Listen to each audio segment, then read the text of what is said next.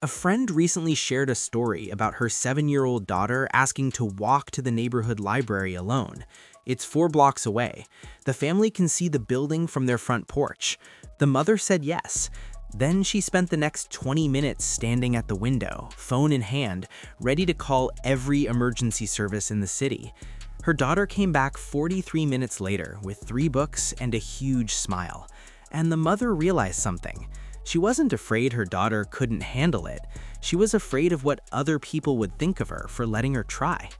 Dr. Sarah Chen has spent 12 years researching child development and confidence formation at UC Berkeley. Her work explores what actually builds lasting confidence in children, not the kind that comes from constant praise or protection from failure, but the deep foundational confidence that carries them through difficult situations for the rest of their lives. Because here's what the research shows. We're in the middle of a youth mental health crisis, and many well-intentioned parenting strategies are making it worse. This isn't about blaming parents. Parents today are doing exactly what the culture has trained them to do. They're responding to real fears in a world that feels more dangerous than ever, even though by most measures, it's actually safer than when previous generations were raising children. A 2022 study from the Harris Poll found that the majority of children aged 8 to 12 have rarely or never walked around their own neighborhood without an adult. More than half had never gone to another aisle at the grocery store alone. 25% weren't allowed to play on their own front lawn. Consider that statistic for a moment. A quarter of kids can't play in their own yard unsupervised. There are good reasons parents make these choices. We live in a culture of constant surveillance and judgment. Schools that won't let kids off the bus unless a parent is physically present. Neighbors who call child protective services when they see an 8-year-old riding a bike alone. Some daycare centers now require parents to physically come to the door to pick up children. Waving from a car window isn't enough. But here's what longitudinal studies are revealing. This level of oversight has consequences researchers didn't anticipate. Dr. Peter Gray at Boston College published research in the Journal of Pediatrics that tracked children's independence levels and mental health outcomes over several decades. What he found was striking. As kids' independence and unstructured playtime decreased from the 1950s to now, their rates of anxiety and depression increased proportionally. And Gray argues this isn't just correlation, it's causation. When children don't have opportunities to navigate challenges independently, they don't develop what psychologists call an internal locus of control. That's the belief that you have agency over your life, that your actions matter, that you can influence outcomes. Instead, they develop an external locus of control, the sense that everything is controlled by outside forces, teachers, parents, luck, other people's opinions. And that external locus of control is one of the strongest predictors of anxiety and depression we have. This pattern emerged clearly in a research project conducted in 2019. Researchers brought in 90 families with children ages 6 to 10. Half were given what they called independence assignments, age-appropriate challenges their children could do alone, walking to a friend's house 3 doors down, ordering their own food at a restaurant, staying home alone for 30 minutes while a parent ran an errand. The other half continued their normal routines. After 6 months, researchers assessed both the children and the parents. The kids who'd been given independence assignments showed significantly lower anxiety scores. But here's what surprised the research team. Their parents showed lower anxiety scores too. And when these parents were interviewed, they said the same thing repeatedly. I didn't realize how much mental energy I was spending managing every moment of their day until I stopped. One mother reported she'd been cutting her 9-year-old's food for him at dinner every night, not because he couldn't do it, but because it was faster and she was already in the habit. When asked to let him do it himself, she said she felt guilty the first few nights, like she was neglecting him.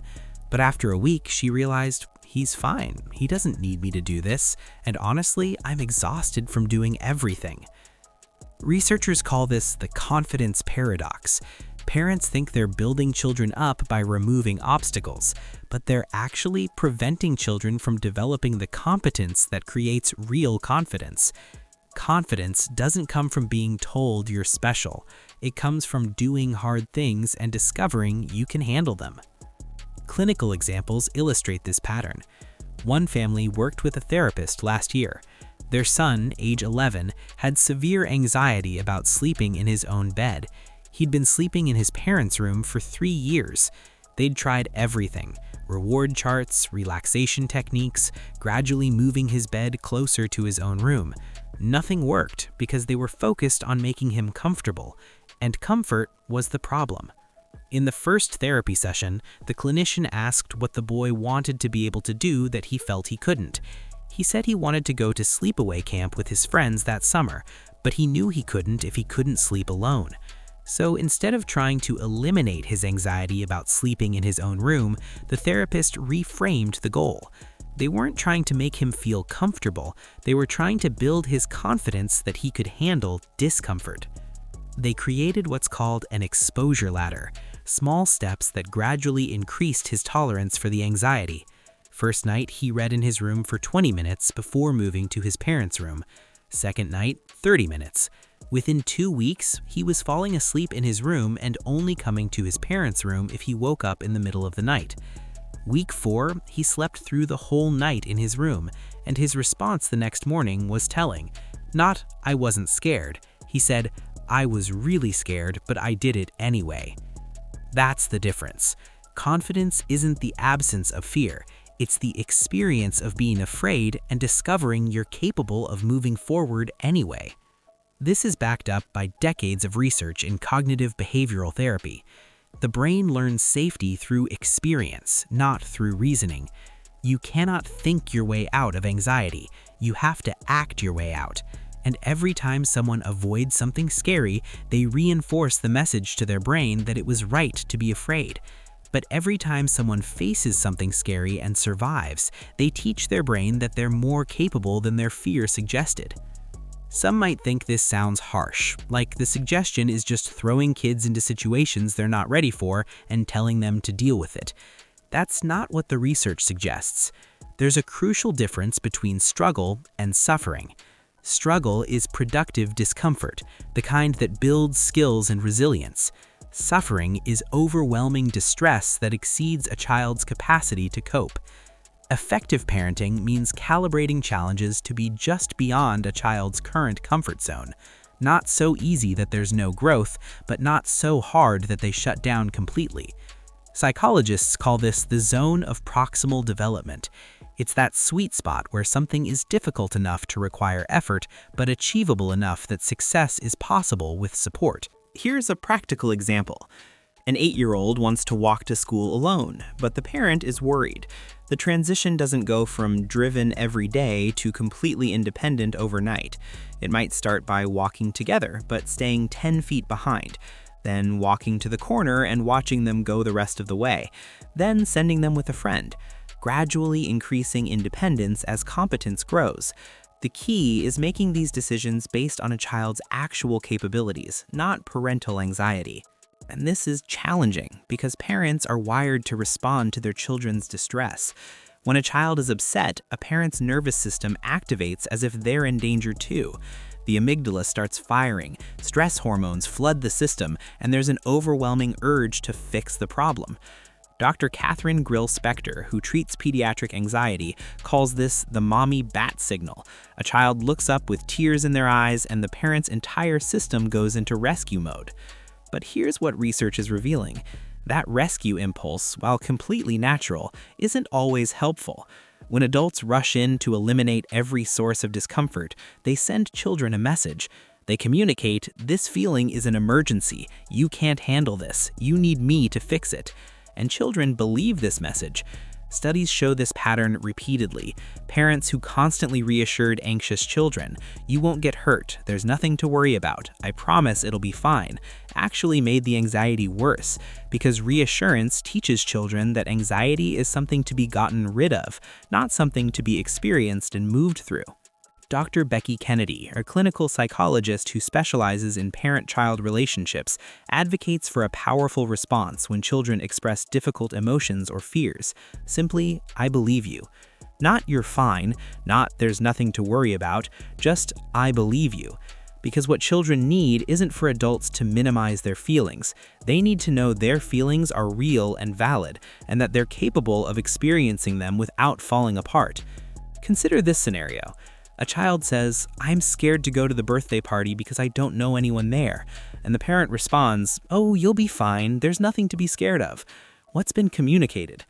The message is that their fear isn't real or reasonable, that the adult is a better judge of their internal experience than they are, and that being scared is a problem that needs to be fixed. But if the response is, "I believe you," it makes sense that walking into a room full of kids you don't know feels scary, and I think you can handle it. Want to make a plan for what you'll do when you first get there? Now the interaction has validated their experience, expressed confidence in their ability to cope, and offered partnership in problem solving.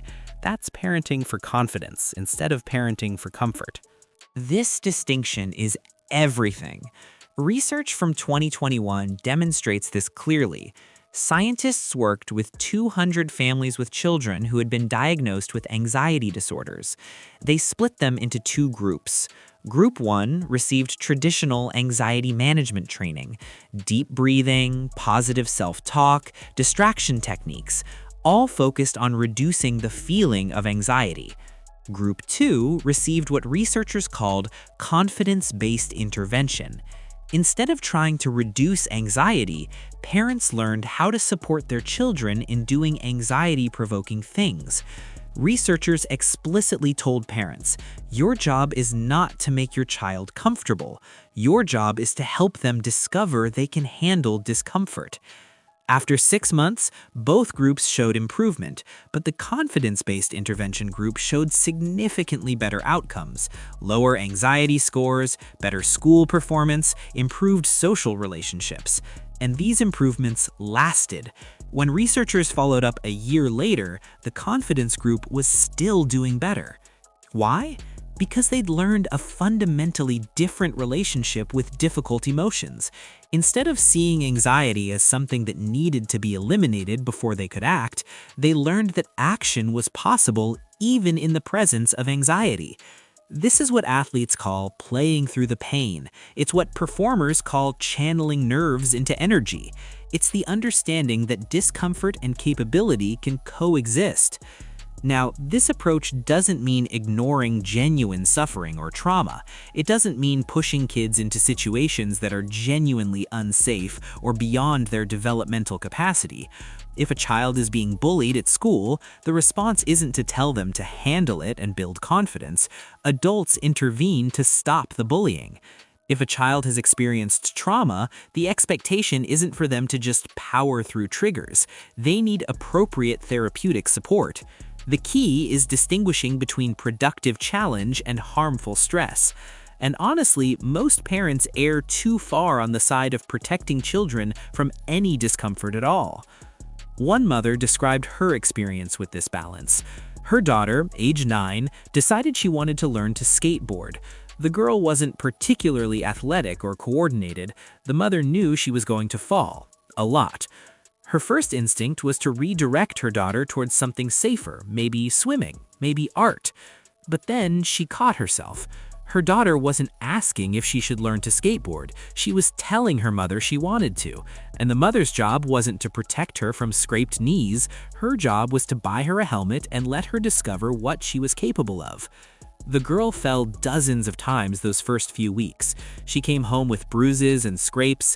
A couple times she cried in frustration, and every time her mother wanted to swoop in and make it better. But she didn't. She said, "I believe you that this is hard, and I see you getting a little bit better every day. What do you think would help right now?" Sometimes the daughter wanted encouragement. Sometimes she wanted to be left alone. Sometimes she just wanted her mother to sit on the porch and watch while she practiced. By the end of summer, she could do a kickflip, not perfectly, but well enough. And more importantly, she'd developed a quiet confidence that hadn't been there before. She started trying other new things. She raised her hand more in class. She joined the robotics club even though she didn't know anyone in it.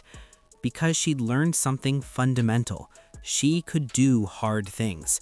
She could be scared and uncertain and do them anyway. That's the kind of confidence that lasts. Now, practical application, because understanding the research is one thing. Implementing it when a child is melting down in the grocery store is another. Here's a framework that's helped thousands of families. Researchers call it the ABC model. Anxiety plus bravery equals confidence. Notice that anxiety is not the enemy here.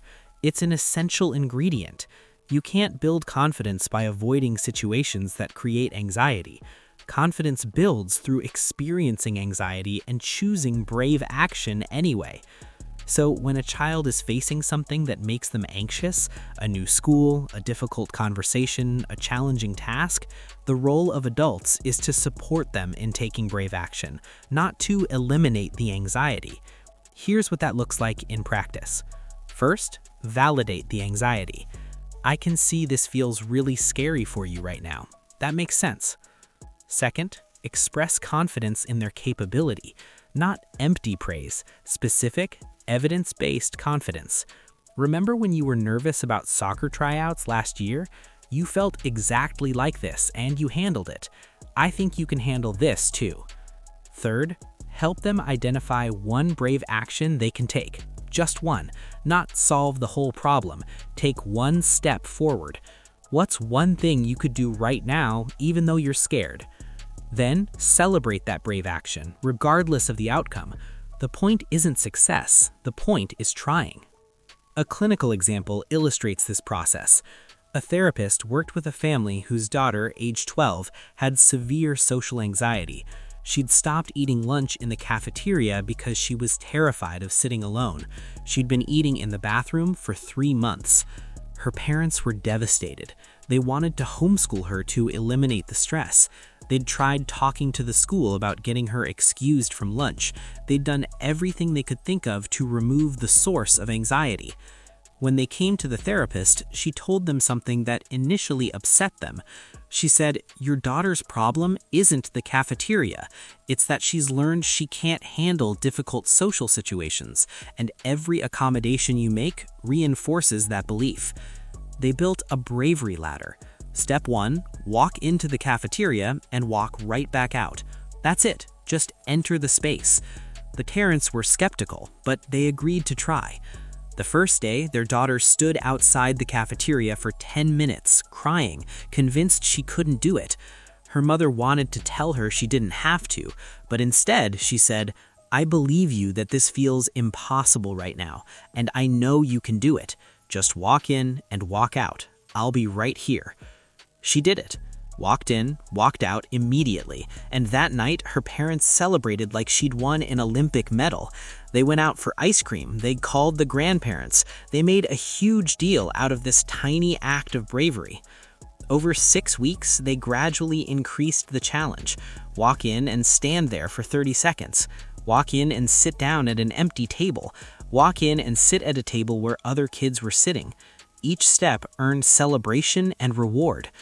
By week 8, she was eating lunch in the cafeteria most days. Not every day. Some days the anxiety was too high and she needed a break, but she'd learned something crucial. The cafeteria wasn't actually dangerous. The anxiety was uncomfortable, but it wasn't unbearable. She could handle it. And once she learned that lesson, it generalized. She started advocating for herself in class. She joined a club. She made new friends. Because confidence in one area breeds confidence in others. Research on self-efficacy confirms this pattern.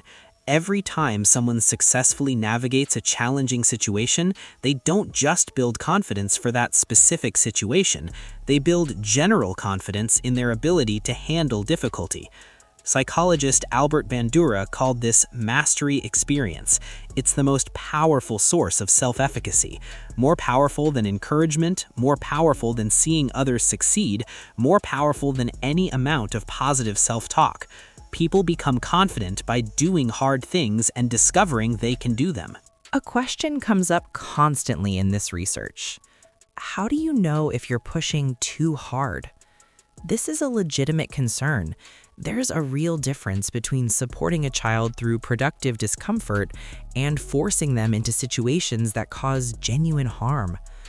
Here are guidelines that come from both research and clinical experience. First, watch for shutdown. If a child becomes completely dysregulated, can't speak, can't think, completely overwhelmed, they've exceeded their window of tolerance. That's not productive struggle. That's overwhelm. Time to step back and try a smaller challenge. Second, trust the relationship. If a child knows adults are on their team, if they trust that they're seen and believed in, they'll be much more willing to try hard things. But if they feel disappointed in or judged, they'll shut down. Third, involve them in the process. Ask what they want to be able to do. Ask what feels scary but possible versus what feels impossible. Kids are often remarkably good at identifying their own edge of growth if given the chance. And fourth, remember that discomfort is not the same as danger. It's uncomfortable to try something new. It's uncomfortable to be a beginner at something. It's uncomfortable to be scared and do it anyway. But discomfort is how growth happens. One of the most revealing studies on this topic comes from Stanford psychologist Carol Dweck. She's famous for her work on growth mindset, but one of her lesser-known studies is particularly relevant here. She gave groups of children progressively harder puzzles to solve. Some children, when they reached puzzles they couldn't solve, became frustrated and gave up. They saw difficulty as a sign they weren't smart enough. But other children, when they reached the hard puzzles, said things like, "I love a challenge," and "this is going to be fun." Same situation, completely different interpretation. Dweck found that the difference came down to what children had learned about difficulty. The first group had learned that struggle meant failure. The second group had learned that struggle meant learning. And here's the crucial finding. These interpretations were shaped primarily by how adults responded to children's struggles. When adults rushed in to help or solve problems for children, those children learned that struggle was a problem to be fixed. When adults encouraged children to persist through difficulty, those children learned that struggle was part of the learning process. Adult responses to children's struggles teach them how to interpret their own capability. Specific language patterns help. When a child is struggling with something, instead of saying, "Let me help you," or "You can do it," research suggests trying this. "This is hard. I can see you're working really hard at this." That's it. No fixing, no false encouragement, just acknowledgement of reality and effort. Or, "I notice you're getting frustrated. What have you tried so far?" This puts the problem solving back in their hands instead of positioning adults as rescuers. Or, "I have total faith that you'll figure this out. Do you want to take a break and come back to it, or keep working?" This communicates both confidence in their capability and respect for their autonomy. Small shifts in language create major shifts in how children understand their own competence. Now, the cultural context we're operating in, because individual families can make these changes, but they're swimming against a pretty strong current. Over the last 30 years, parenting has become increasingly professionalized and intensive. Previous generations of parents generally trusted their kids to figure things out with minimal adult intervention. Today's parents are expected to be constantly engaged, optimizing every moment for developmental benefit. Part of this comes from increased economic anxiety. Parents feel like their children's futures depend on getting into the right schools, which depends on perfect transcripts, which depends on constant achievement and monitoring. Part comes from the 24-hour news cycle. People are bombarded with stories of worst-case scenarios, stranger danger, child abductions, accidents, injuries. Even though statistically children today are safer than any previous generation, it doesn't feel that way. And part comes from social media. Parents are constantly comparing their parenting to highlight reels of other families. They see judgmental comments about parents who let their kids walk to school alone or play outside unsupervised, and they adjust their behavior to avoid that judgment. All of this creates enormous pressure to keep children within sight at all times. But here's what research is revealing. This pressure is unsustainable, and it's making both parents and children miserable. In a 2023 survey, parents reported spending significantly more time with their children than their own parents spent with them, but they also reported feeling more stressed, more judged, and less confident in their parenting. And their children are struggling too. Rates of anxiety and depression among young people have skyrocketed. And while there are multiple contributing factors, social media, academic pressure, political instability, one major factor is lack of independence and unstructured time. Children need time and space away from adult supervision to develop autonomy, creativity, and resilience, and they're not getting it. So what can be done? How can changes happen within a culture that's actively hostile to childhood independence? Here's what research and practice show works. First, find community. Parents don't have to fight this alone. Finding other parents who share values around childhood independence helps. Creating communities where kids can play together without constant adult supervision. Supporting each other when facing judgment. There's a growing movement of parents doing exactly this. Organizations like Let Grow provide resources and community for parents who want to give their kids more freedom. They've even created homework assignments schools can use, where every child is required to do something new independently. When everyone's doing it, it normalizes the behavior. Second, start small and build evidence. The transition doesn't have to go from 0 to sending a 6-year-old across town alone. Start with tiny increments of independence appropriate to a child's age and parental comfort level, and document what happens. Keep track of the small wins. Build confidence alongside the child's. Third, educate on actual risk versus perceived risk. The statistics are clear. Children today are at historically low risk for stranger abduction, violent crime, and most of the dangerous people fear. The odds of a child being abducted by a stranger are about 1 in 1.5 million. People are more likely to be struck by lightning. That doesn't mean risk doesn't exist, but it means calibrating RIP protective measures to actual risk, not fear-driven worst-case scenarios. And fourth, advocate for policy change. Several states have passed what are called reasonable childhood independence laws. These laws clarify that neglect means putting a child in serious danger, not allowing age-appropriate independence. When researchers talk about this work publicly, they sometimes get pushback. People say they're being cavalier about child safety, that they're privileging research agendas over real dangers children face. So let this be absolutely clear. Researchers care deeply about child safety. That's why they do this work. Because the evidence shows that the current approach, maximum supervision, minimum independence, is not making children safer. It's making them more anxious, more depressed, and less equipped to handle the challenges they'll inevitably face. Real safety means raising children who can assess risk, make decisions, and navigate difficulty independently. Children who've been taught to trust their own judgment and advocate for themselves are more likely to speak up when something feels wrong.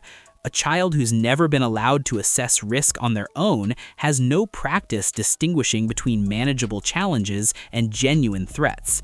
The choice isn't between safety and independence. The recognition is that appropriate independence is a crucial component of safety. Consider this conclusion. The goal of parenting is not to raise children who never struggle, never fail, never feel uncomfortable. The goal is to raise adults who can handle struggle, learn from failure, and move forward in the face of discomfort. Every time an obstacle is removed from a child's path, a message is sent. I don't think you can handle this. And they believe it. But every time they're supported in facing difficulty, a different message is sent. This is hard, and I know you can do it. And they believe that too. The role of parenting is not to ensure children are always comfortable. It's to help them develop the competence and confidence to create meaningful lives, even when those lives include difficulty. And that starts with small acts of bravery. Letting them order their own food at a restaurant, letting them walk to a friend's house, letting them resolve their own conflict with a sibling or peer, letting them fail at something and try again. These small moments accumulate. They build a foundation of confidence that carries children through much bigger challenges later. The child who learns at 8 that they can handle the discomfort of talking to a new adult becomes the teenager who can advocate for themselves with a teacher, who becomes the young adult who can navigate a job interview, a difficult relationship conversation, a professional setback. Confidence compounds. So the encouragement is this: look for opportunities to step back, to let children struggle a little, to resist the urge to rescue, to fix, to make everything comfortable. It won't be easy. Protective instincts will resist. Other people might judge. Children might be upset in the moment. But what's being given is invaluable. The experience of discovering their own capability, the deep knowledge that they can handle hard things. And that's the greatest gift adults can give children. Not a life without challenge, but the confidence to meet challenge when it comes. What's one small way children in your life could build confidence this week? Share your thoughts in the comments. And if you found this helpful, subscribe for more evidence-based insights on child development and parenting. Thanks for watching.